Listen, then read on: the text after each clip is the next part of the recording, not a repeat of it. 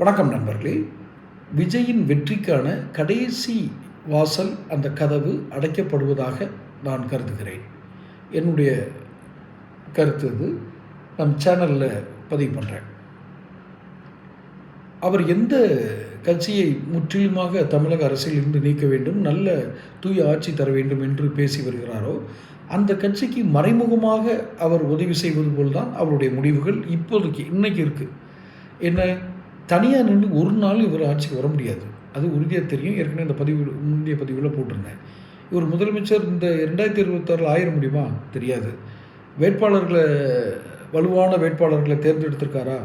இல்லை. ஆனால் இதற்கு உதவக்கூடிய சில கூட்டணிகள், நான் அதிமுக, பாஜக, என்டிஏ இந்த மாதிரிலாம் பேச விரும்பலை. உங்களுக்கு, உங்கள் வெற்றிக்கு, உங்களுடைய அரசியல் பயணத்திற்கு நீங்கள் அவசரப்பட்டு பேசிட்டீங்க. அவர் குற்றம், இவர் குற்றம், அவர் சரியில்லை, இவர் சரியில்லைன்னு சொல்லிட்டீங்க. இப்போ தீர ஆலோசித்தீங்க. சில சமன்பாடுகள் வருது, முரண்பாடுகள் சமன்பாடுகள் ஆகிறது வச்சுக்குவோம். அதனால் நீங்கள் போய் ஒரு சமரச முயற்சியில் ஈடுபட்டு யாரோ ஒருவரை துணைக்கு அழைத்து கொண்டு இந்த பாதையில் செல்வது என்பது ஒன்றும் தவறில்லை.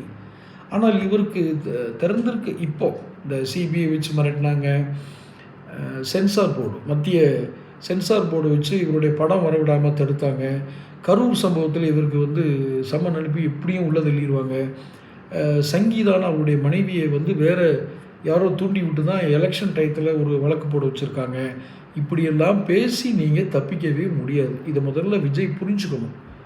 இதை மாதிரிலாம் சொல்லி நம்ம மக்கள்கிட்ட பேசி ஒரு பரிதாபத்தை ஏற்படுத்தி நம்ம வாக்கு கிடைச்சிருன்னு சொன்னால் வாக்குகள் கிடைக்கலாம். ஆனால் வெற்றி பெற்று நீங்கள் முதல்வராகும் அளவுக்கு வாக்குகள் கிடைக்காது. உங்களுக்கு இப்போது திறந்திருக்கும் கதவுகள், நான் பெயர் சொல்ல வேண்டிய அவசியம் இல்லை, இந்த திறந்திருக்கும் கதவுகள் வெகு விரைவில் மூடப்படும், அது பூட்டப்படும். சாவியை அவர்களே எடுத்து சென்று விடுவார்கள். நீங்கள் அதற்கு பிறகு இந்த கதவுகளை தட்டினாலும் அது திறக்குமா என்பது தெரியவில்லை. காரணம், ஒரு குறிப்பிட்ட காலத்திற்கு பிறகு அந்த கதவுகளை திறக்கும் வாய்ப்பு கூட அவங்களுக்கே இருக்காது. யார் கூட்டினாங்களோ அவங்களுக்கே இருக்காது. இப்போ கூட சில கருத்துக்கள் வருது, நான் முன்னே அவர்கிட்ட பேச்சுவார்த்தை நடத்தலை அப்படின்னு. யார்? எடப்பாடி பழனிசாமி சொல்கிறார், நான் இப்போ அவர்கிட்ட பேச்சுவார்த்தை நடத்தினேன் அப்படின்னு. ஸோ இது போன்ற நிகழ்வுகளை, இதில் போன்ற அடைக்கப்பட்ட கதவுகளை நோக்கி இவர் மீண்டும் இன்னொரு முறை செல்ல வேண்டிய சூழல் வந்தால் வெகு சிக்கல். அதனால் இப்போ கதவு மூடப்படலை, திறந்திருக்கு. ஆனால் வெகு விரைவில் இந்த கதவுகள் மூடப்படும். நீங்கள் சந்திக்க இருக்கும் அரசியல் நிகழ்வுகள் வேறு. நான் ஏதோ பயமுறுத்துறதுக்காகவோ இல்லை அவரை கன்வின்ஸ் பண்ணுறதுக்காகவோ சொல்லலை.